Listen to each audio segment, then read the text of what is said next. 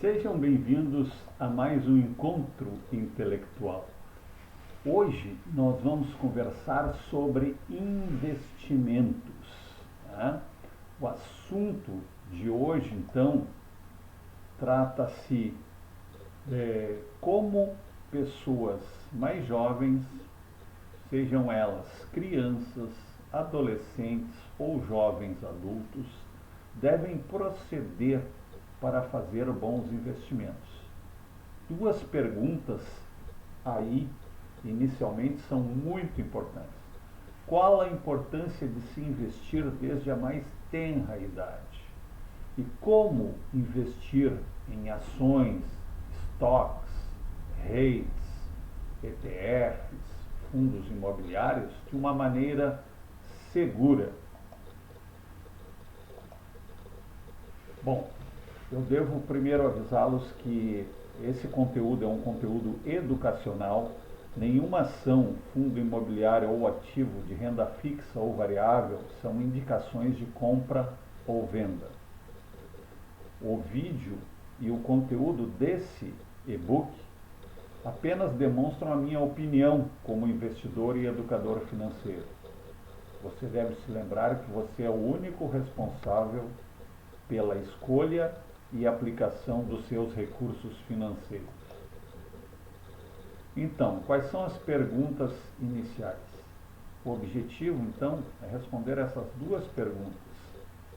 Qual a importância de se investir desde cedo? Como investir em ações de forma segura? O questionamento é muito válido, mas para responder essas duas perguntas, nós temos que percorrer um longo caminho no mundo dos investimentos. Primeira coisa que nós devemos fazer é estudar o vocabulário, as principais expressões que permeiam o mundo financeiro.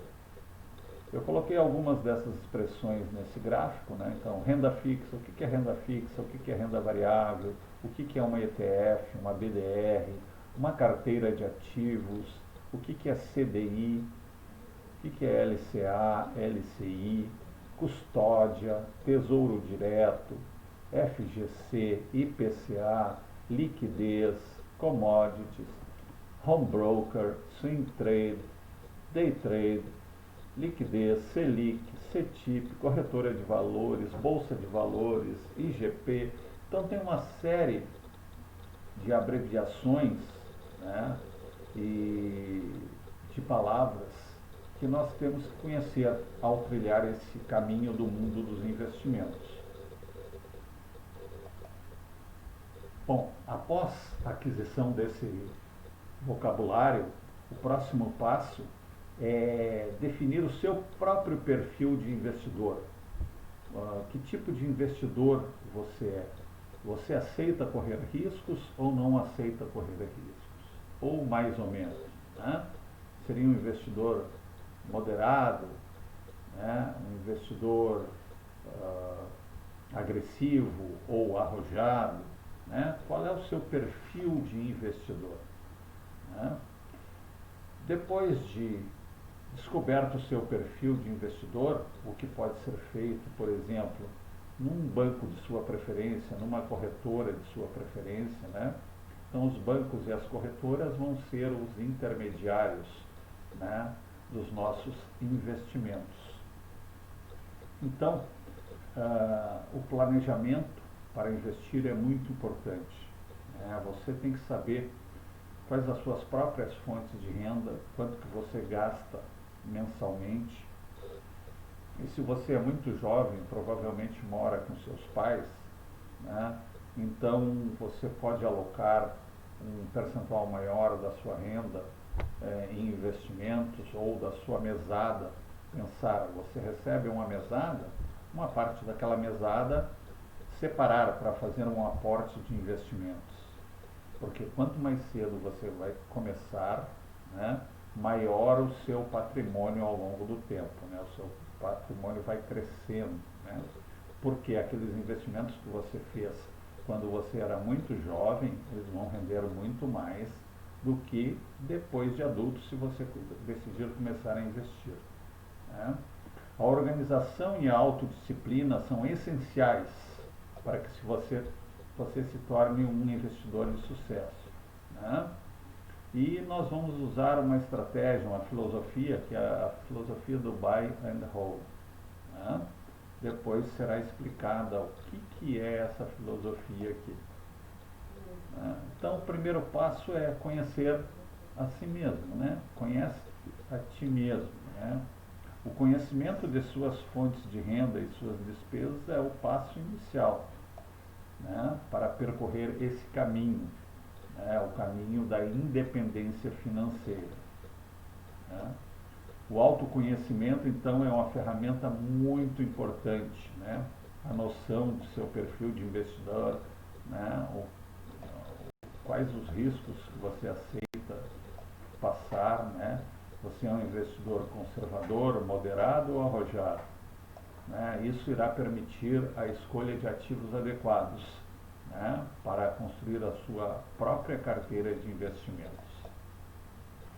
Então aqui, ó, nós temos um quadro que mostra o perfil de investidor e algumas sugestões, né? Bom, se você é um investidor conservador, o que você é? Né? Você é avesso a risco, não quer correr muito risco, né? Se orienta no sentido de preservar o capital investido. Se é moderado, né, concilia os riscos e as perspectivas de ganho, né? Aceita algum risco, né, para ganhar um pouco mais, né? E evita excessivas exposições, né? Um risco muito grande, né? O investidor arrojado aceita correr risco em troca de rentabilidade maior, especialmente no longo prazo, né? Que tipo de investimentos aqui então? Bom, se você é conservador, você vai investir menos em renda variável e mais em renda fixa, né? Se é um investidor moderado, com perfil moderado, né, aqui pode variar, né, de 50 a 50, 40, 60, 60, 40, né? E se você é um investidor arrojado, provavelmente vai ter uma parcela maior, um percentual maior do seu capital investido em renda variável. Quem me ajuda a investir? Né? Essa é a grande pergunta, né? Quem é que sabe investir e vai me ajudar, vai caminhar junto comigo, né? Bom, tem várias pessoas, né? Desde da internet, assistindo vídeos, você pode aprender alguma coisa, conversando com o gerente do seu banco, você pode aprender alguma coisa, conversando com um consultor de investimentos de uma corretora, você pode aprender alguma coisa, mas, cuidado, o gerente do banco não é seu gerente, é gerente do banco, né? E muitas vezes eu já acompanhei e já vi isso acontecer, que uma pessoa vai pedir um auxílio de um investimento e o gerente de um grande banco, que eu já vi acontecer, oferece uma rentabilidade pequeníssima para a pessoa, com uma taxa de administração, o ganho do banco, enorme, né? Normalmente chega lá e pergunta onde é que eu posso investir esse X reais, né? O gerente ele é funcionário do banco, ele vai te passar uma previdência privada, vai te passar um investimento com rentabilidade menor, com taxa de administração maior, né? Então você tem que conhecer alguma coisa sobre investimentos para não aceitar qualquer coisa, né? E o assessor de investimentos de uma corretora é a mesma coisa. A corretora quer que você gire o seu patrimônio. Quanto mais você girar, a corretora mais vai ganhar, né? Você vai ter que pagar taxa em cima de taxa, não vai pagar taxa para a corretora, taxa para o banco, vai pagar taxa para o governo, né? Quando você retira o seu dinheiro. Então, muito cuidado para não girar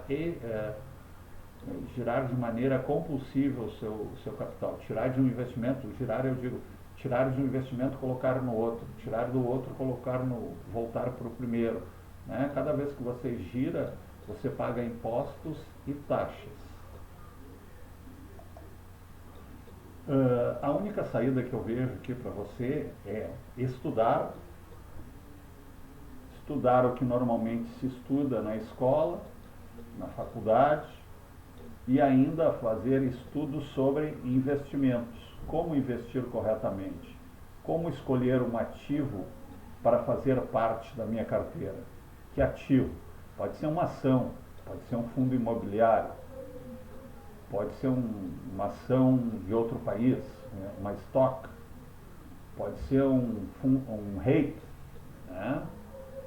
São os primos dos fundos imobiliários, mas no exterior tem algumas diferenças. Pode ser uma ETF, pode ser um fundo de renda fixa, pode ser uma LCI, uma LCA, uma letra de crédito imobiliário, uma letra de crédito agrícola. Vai depender se você quer investir em renda fixa ou renda variável. Né? A forma de investir, de que tem pouco dinheiro, pouco conhecimento sobre o mercado financeiro, deve seguir um caminho onde seja possível corrigir erros, né, que certamente irão ocorrer. O caminho do investimento seguro. Essa parte aqui desse e-book, né, fala que antes de começarmos a investir, né, nós temos que escolher a área de investimentos, né, e criar uma fundação, uma base segura. Essa base deverá começar pela formação de uma reserva de emergência. Bom, às vezes as pessoas querem sair comprando ações, ETFs e tal, mas se você investe em ações, você tem que pensar em longo prazo. Não é para comprar uma ação hoje e vender daqui a um mês, ou daqui a 6 meses, ou daqui a um ano, não. Um período de 10 anos ou mais, né, que você vai ter, se você escolher uma boa empresa, né, você vai ter o seu patrimônio, vai fazer com que o seu patrimônio cresça ao longo do tempo. Né? Agora, tem que lembrar que investimentos em rendas variáveis, eles podem crescer, né, subir, o preço da ação pode subir ou descer. Vai variar, por isso que é renda variável. Né? E se eu tenho uma reserva de emergência para meus gastos pessoais e eu vou ter mais tranquilidade ao fazer meus investimentos, porque eu não vou precisar retirar o dinheiro que eu investi em ações para, por exemplo, pagar um médico ou custear o meu dia a dia com esses dinheiros do investimento. Dinheiro do investimento é para investir e para deixar lá aplicado durante algum tempo, sem girar muito esse patrimônio. Tá? Vejamos aqui então, ó, o que é essa reserva de emergência? Né? É uma determinada quantidade de recursos que pode ser acessada rapidamente e gira em torno de 6 a 12 meses do custo de vida mensal. Né? Isso para quem tem já um custo de vida definido, né? Por exemplo, se a pessoa gasta R$2.000 por mês, né? 6 meses seriam R$12.000. Né? 12 meses seriam R$24.000. Quanto maior essa reserva, maior a segurança, maior a sua tranquilidade. E você vai acessar rapidamente essa reserva, né, em momentos de dificuldades financeiras, né, causadas por doenças, perda do emprego ou uma outra causa qualquer. Né? E aí a gente tem como subsistir por algum tempo até que tudo volte ao normal, você consiga um novo emprego, né, você melhore da sua doença, né, ou um outro fato qualquer, uma outra turbulência qualquer que venha a ocorrer na sua vida. A reserva de emergência, então, ela procura evitar que você tenha que acessar os seus investimentos de médio e longo prazo para custear essas dificuldades. Né? como eu já tinha dito, ela traz tranquilidade, né, para aqueles que seguem a filosofia buy and hold, né, que essa filosofia tem a ver com comprar, né, fazer crescer o seu patrimônio, né, adquirir ações e ficar por elas por um longo tempo, longuíssimo tempo, né? Depois nós vamos ver o porquê ficar por tanto tempo com essas ações, né? Se for uma empresa boa, você acaba se tornando sócio dessa empresa, né? Alguns fatores devem ser levados em consideração, né? Para fazer essa minha reserva pode ser de 6 meses, pode ser de 9, pode ser de 12, né? Vai depender da estabilidade profissional, vai depender das responsabilidades financeiras e do estilo de vida. Uma outra reserva que é interessante que a gente tem é a reserva de oportunidade, né? Tem certos momentos de turbulência no mercado financeiro em que a bolsa despenca. Então, ações, foi o que aconteceu agora, quando nós tivemos esse problema de saúde, esse problema sanitário em todo o mundo, né? O que aconteceu? As bolsas despencaram, né? Caíram 10, teve ações que caíram 10%, 20%, 30%, ações que caíram 50%. Então, se você tinha 10 mil de capital nessa empresa que caiu 50%, você estava com 5 mil ali por março, abril, né? Diminuiu pela metade o seu patrimônio. Então, alguém poderia se apavorar e sair vendendo as ações. Mas se a sua empresa era uma empresa boa, você tivesse escolhido uma boa empresa para investir, o que aconteceu foi que os preços dessas empresas boas que caíram retornaram e algumas ultrapassaram o patamar anterior. E se você tem uma reserva de oportunidade, esta é a oportunidade para você adquirir mais ações, mais fundos imobiliários, né? Aplicar, porque quando volta, quando o mercado retorna, né, o seu patrimônio é multiplicado algumas vezes. Continuando aqui, eu vou colocar aqui um caminho que a gente pode trilhar, né, nesse mundo dos investimentos, né, no mercado financeiro, né? Por exemplo, realizar aportes financeiros em empresas com bons fundamentos e boa governança. O que são esses bons fundamentos, né? Uma empresa perene, né, que já vem trabalhando há um bom tempo, né, que tem determinados produtos que são adquiridos, né, pela população brasileira ou de outro país, né, que tenha lucros consistentes ao longo do tempo, né?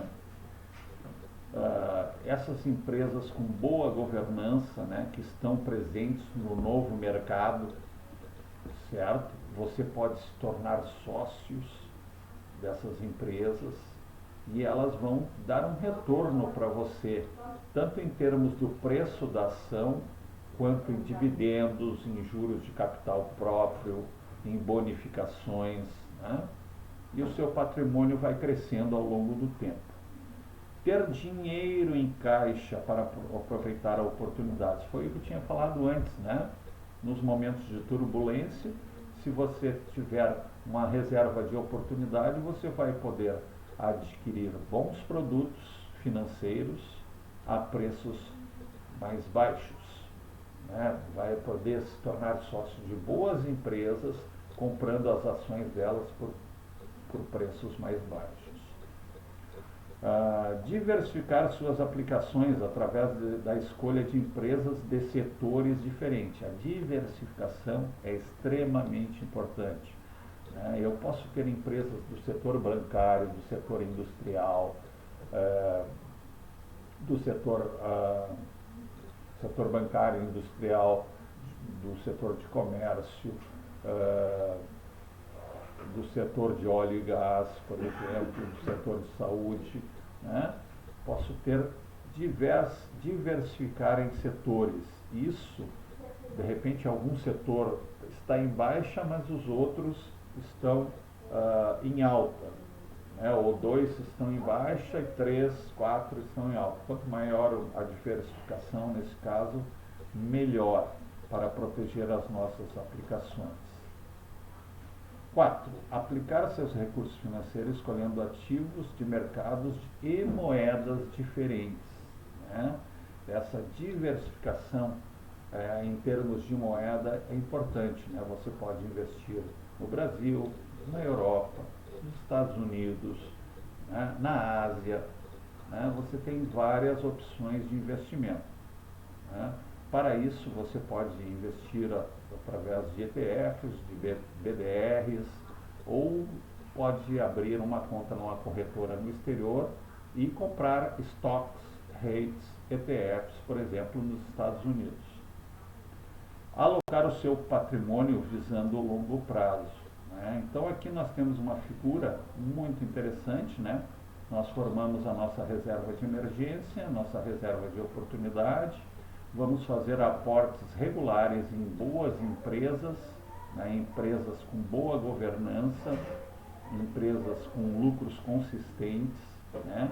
Vamos diversificar em termos de setores, em termos de moedas, e estamos investindo para o longo prazo, né? Isso aqui, né, pode nos dar um caminho para o mundo dos investimentos, né, para o mercado financeiro. Como alocar os nossos investimentos, né? Onde alocar, né? Então aqui eu tenho uma figura aqui, né? Por exemplo, estou dando um exemplo aqui para um investidor arrojado, né? Que quer maior rentabilidade, mas aceita correr riscos. Por exemplo, nós teríamos que ter aqui, claro, a reserva de emergência, não é considerada investimentos, né? Uma segurança que você tem, mas uma reserva de oportunidade em torno de 15%, que ficaria alocado no Brasil, ações de empresas brasileiras, fundos imobiliários também aqui no Brasil, 15%, 20% de ações e 15% de reserva de oportunidade. Então, cerca de 50% do seu patrimônio no Brasil. Outros 50% em outros países, né? Pode ser os Estados Unidos, por exemplo, né? Aí você teria estoques, que são os equivalentes às ações, né?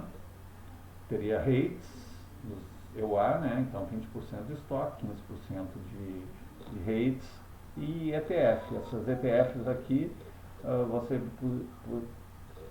poderia ter aqui também uma reserva de oportunidade, aqui utilizando ETFs de renda fixa, de ouro, de prata, dos bondes norte-americanos, né, que são equivalentes a letras do nosso tesouro aqui, né. Então aqui eu fiz uma divisão aí, né, para que você consiga ter uma reserva de oportunidade aqui em 2 países e fundos imobiliários e ações no Brasil e REITs e estoques nos Estados Unidos, né. Continuando. Renda passiva, um assunto importante tá, e daí, como é que se ganha dinheiro com isso, né? Os seus investimentos, né, devem ser formados com vista a se transformarem em uma fonte de renda passiva. Essa renda passiva pode se originar da valorização das próprias ações, estoques, fundos imobiliários, REITs, ETFs, bem como pode vir do pagamento de dividendos, juros sobre capital próprio, de bonificações, né, que as empresas de que você é sócio pagam quando dão lucro e crescem. Então a nossa ideia aqui é de ser sócio dessas empresas. Quando nós compramos ações, cotas de fundos imobiliários ou ações de empresas, né, nós nos tornamos sócios dessas empresas, né. A mentalidade do investidor deve ser a de se tornar sócio quando faz o seu aporte no mercado financeiro. Então, escolhendo empresas que são perenes e dão lucros consistentes ao longo do tempo é sinal de bom investimento, né, de bons investimentos, né. lembre-se que a cotação de uma ação, preço da ação, segue o lucro, isto é, quando o lucro cresce, né, se a tua empresa tem lucro, né, a ação se valoriza e o seu patrimônio, consequentemente, cresce. Né? Imagine as seguintes situações: você na praia tomando sol ou se divertindo com seus amigos, passeando com sua família, trabalhando no que gosta, né? Em todos esses momentos, o rendimento sob a forma de dividendos, bonificações, aluguéis, juros sobre capital próprio, royalties, né? Provenientes de seu trabalho e de suas aplicações, estão sendo depositados na sua conta. Então está ali pingando todo mês, né, alguma coisa na tua conta, né? Até que você consiga uma quantidade suficiente, né, em que você se torne independente financeiramente ou tenha uma liberdade financeira. Né? Espero que vocês tenham gostado até aqui. Nós faremos um próximo vídeo sobre esse assunto, né? Se você gostou, deixe o seu like, se inscreva no nosso canal, divulgue esse vídeo, ajude a divulgar esse vídeo aí para mais pessoas, né? Eu agradeço a sua presença. Até o próximo encontro.